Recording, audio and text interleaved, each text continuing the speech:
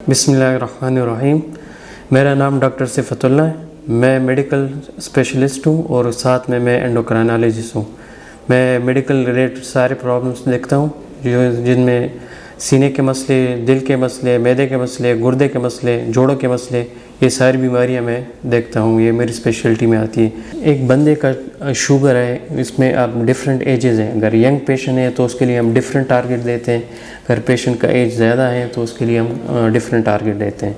अगर एक patient young है तो उसके लिए फास्टिंग का टारगेट हम ये इस तरह रखते हैं कि 80 से 130 तक फास्टिंग रेंज होता है उसका लिए। अगर रैंडम इसको कहते हैं कि खाने के 2 घंटे बाद आप शुगर चेक करें, तो रैंडम टारगेट हम यंग पेशेंट को कहते हैं कि खाने के 2 घंटे के बाद 160 हो या मैक्सिमम 180 तक हो, इससे ज़्यादा ना हो।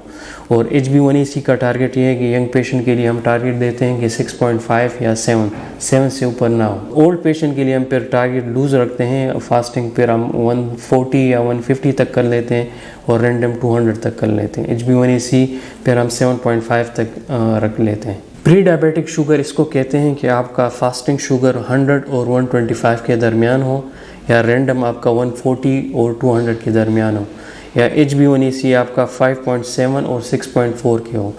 तो ये अगर इस रेंज में आपका शुगर फास्टिंग आ रहा है या रैंडम आ रहा है या HbA1c आ रहा है, तो इसका मतलब ये है कि आपका शुगर होने वाला है। शुगर आपका कितने अरसे में होगा, वो 1 साल भी लग सकता है, 6 महीने भी लग सकते हैं, 2 साल भी लग सकते हैं।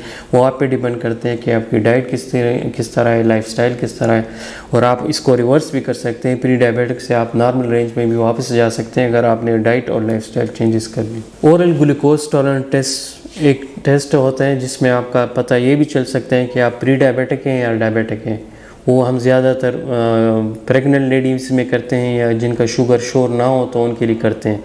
वो टेस्ट इस तरह होते हैं कि आप बंदा एक फास्टिंग पे आ जाता है। फास्टिंग हम इसे कहते हैं कि 8 घंटों के लिए वो कुछ ना खाएं। फास्टिंग उसमें हम चेक कर लेते हैं। फास्टिंग अगर 100 और 125 के दरमियान हो तो वही प्री डायबिटिक हो जाता है। फिर उसको 75 ग्राम हम ग्लूकोज देते हैं और उसके 2 घंटे बाद हम शुगर चेक करते हैं। अगर शुगर आपका 200 से ऊपर हो तो आप डायबिटिक हैं। अगर आपका 2 घंटे बाद अगर 75 ग्राम शुगर के बाद 140 और 200 के दरमियान हो तो इसका मतलब ये है कि आप प्री डायबिटिक हैं।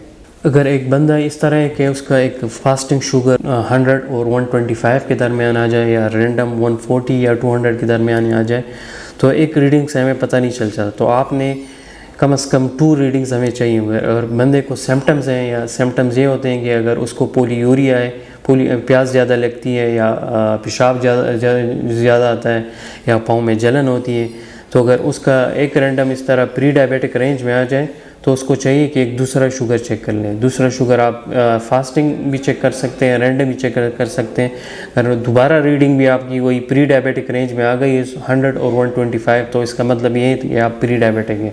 अगर दूसरी रीडिंग आपकी ज़्यादा आ गई है, 125 से ज़्यादा आ गई है, तो इसका मतलब ये है कि आप अपना एक HbA1c चेक कर लें। अगर HbA1c 6.5 है या उससे ऊपर है तो आप इसका मतलब ये है कि आप डायबिटिक हैं। मेरा मैसेज है आप लोगों के लिए, अगर कोई प्री डायबिटिक है या डायबिटिक न्यूली डायग्नोज डायबिटिक है तो आपके पास यही मौका है कि आप अपना शुगर रिवर्स कर सकते हैं। शुगर किस तरह रिवर्स कर सकते हैं? अगर आप अपनी डाइट अच्छी करें और एक्सरसाइज करें, डाइट्स में आप कार्ब्स कम कर लें और अपने मील्स को डिवाइड कर लें, तो आपका प्री डायबिटिक जो है रेंज है वो नॉर्मल में वापस कन्वर्ट हो सकता है। अगर आपका वज़न ज़्यादा है तो अगर आप वज़न कम कर लें तो आप दोबारा नॉर्मल लेवल्स में आ सकते हैं।